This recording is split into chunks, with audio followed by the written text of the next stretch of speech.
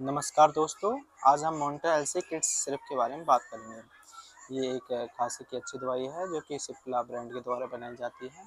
इसके अंदर मुख्य रूप से 2 सॉल्ट पाए जाते हैं, मोन्टेलुका सोडियम और लेवोसिट्राजिन डाइहाइड्रोक्लोराइड।